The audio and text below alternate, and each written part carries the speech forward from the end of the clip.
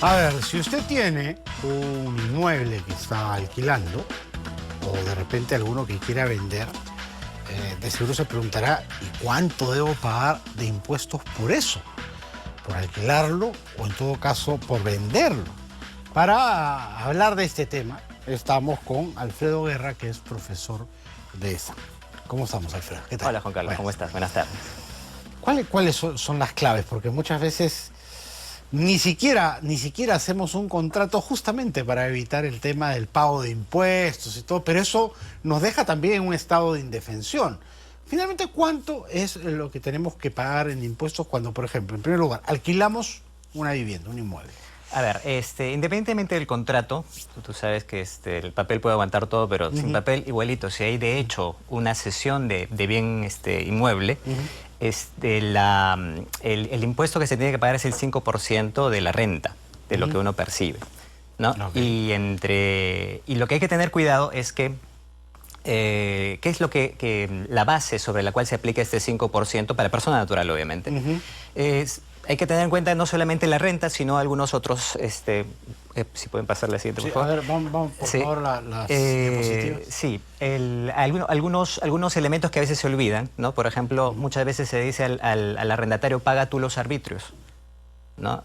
Pero esos arbitrios, claro, si los paga el arrendatario, también son renta del arrendador, por ejemplo, ¿no?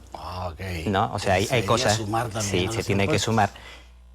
No se pueden hacer, por ejemplo, por separado, ya te cobro los muebles, las instalaciones que están adentro por separado. No, eso también forma parte de la renta del inmueble. O sea, si me lo alquilo amoblado. Amoblado, por ejemplo, todo eso, todo lo que se cobre va a ser parte de la renta del inmueble. Generalmente la norma que se utiliza es el que alquila paga los arbitrios municipales, sí, y el propietario paga el predial. El predial, ¿no? Que es el impuesto a la propiedad del bien. A la propiedad del bien, así es, claro, ¿no? Entonces, eso es lo que hay que tener en cuenta. Y también, finalmente, lo que hay que tener en cuenta en el alquiler es que, aun cuando lo ceda gratuitamente, hay un mínimo de renta que hay que pagar, que es equivalente al 6% del autovalúo. Es decir, si aun cuando lo ceda gratuitamente, tengo que pagar el 5% sobre ese 6% de valor de autovalúo, ¿no? Es decir, no puede ser gratuito. O sea, gratis tampoco sale por ejemplo, un familiar que sale del extranjero y le dice, oye, encárgate de mi casa, tú la cuidas, no te voy a cobrar nada. No, una cosa es cuidar, otra cosa es usar. O sea, se la doy para que si alguien la usa, vive, está ahí o lo que fuera, pero la usa, entonces hay una cesión de uso y entonces eso sí paga impuesto. Ese mínimo. Ya, y eso tendría que quedar establecido en un contrato. No necesariamente, no, es el hecho nada más. Es el hecho de ceder. No tiene que ser en un contrato. Porque ¿cómo se entera el ente recaudador de que ha habido ese contrato si es solamente verbal? Eso es otra cosa. Eso es otra cosa. Eso es ya, digamos, si uno no lo declara, o no lo declara ante la administración tributaria, eso ya es un tema ya de evasión. No, pero definitivamente eso es lo que está en la norma y eso es lo que debe ser, ¿no?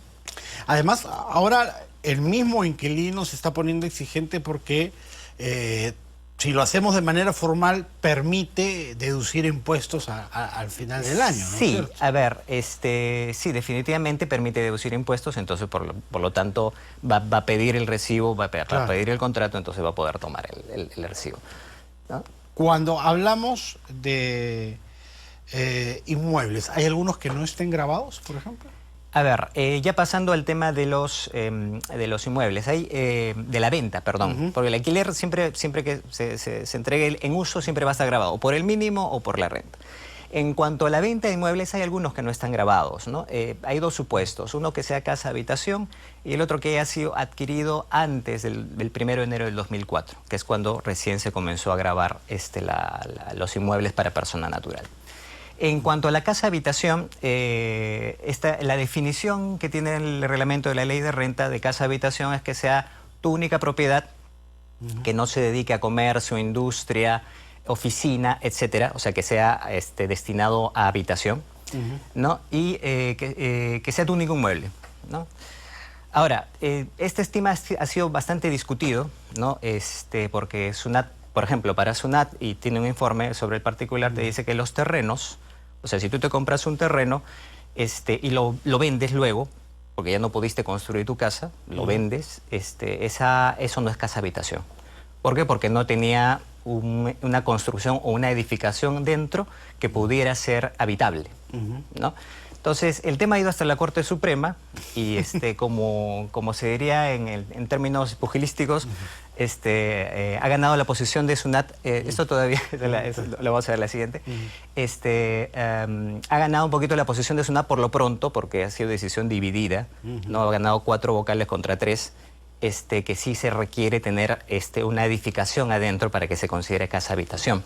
El terreno solo no. Así es, así es. Ahora, mi sincera opinión es que esto todavía tiene para discusión porque la casa habitación no está gravada precisamente porque no es un bien de capital, sino un bien de consumo, ¿no? Los bienes de capital están gravados, ¿por qué? Porque aumentan su valor en el tiempo y entonces esa diferencia de valor es la que cuando se vende es la que produce riqueza y por lo tanto eso se grava con el impuesto. En cambio, el bien de consumo no produce ese tipo, ¿no? Es como cuando los bienes muebles normales, comunes y corrientes son para consumir, para uso normal, cotidiano, ¿no? En este caso, justamente la definición de que sea tu único inmueble hace que sea precisamente para que tú lo tengas ahí y lo puedas construir, ¿no? Poco a poco, ¿no? Porque nadie tiene el dinero, o sea, para comprar el terreno e inmediatamente comenzar a construir, claro, ¿no? Entonces, pero no implica que de manera efectiva en el mercado sí suba el precio de un inmueble, sí, ¿no? Definitivamente, sí, puede subir, pero digamos el destino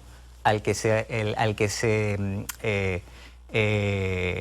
destino al que se dedica el inmueble es casa habitación. Entonces digamos que ahí por ahora los terrenos pues sí tienen no están como definidos como casa habitación, tendría que haber una edificación.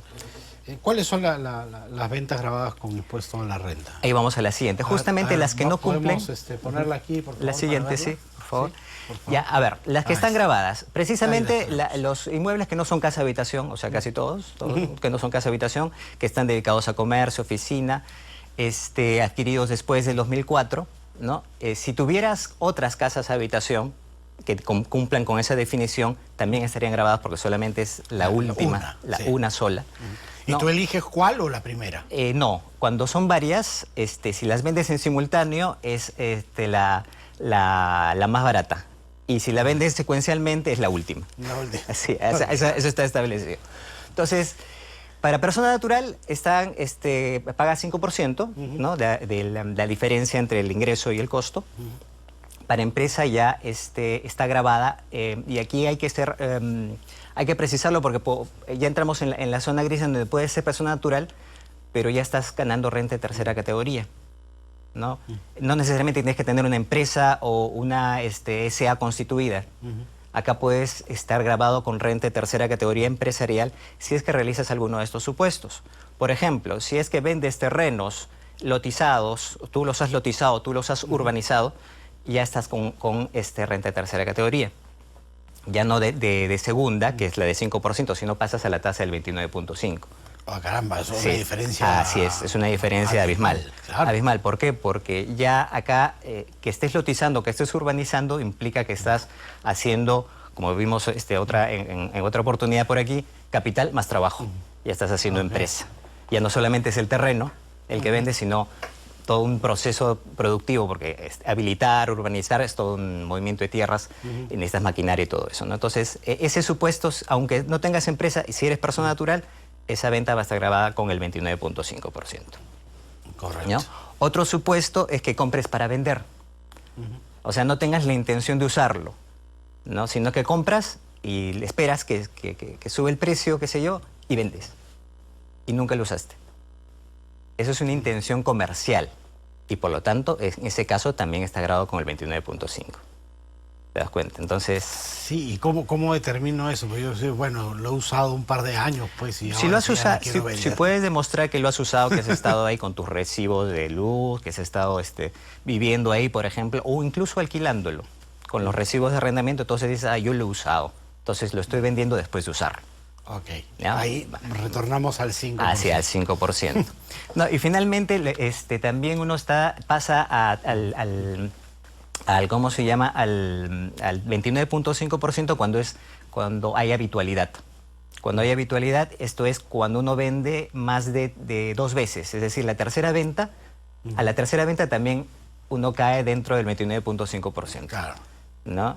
Y lo peor, que si caes ya dentro de la tercera venta y vuelves a vender otro inmueble, sigues grabado con 29.5%. Ya no regresas. No regresas al 5%. hasta el segundo, hasta el tercer año. Ok, ¿No? Entonces perfecto. sigues grabado con eso. Sigues grabado con eso. Así Cuidado es. con eso. Así es. Muchísimas gracias, Alfredo, por haber estado aquí. Clarísima Listo. la explicación. Ok. Cerramos nuestro bloque económico.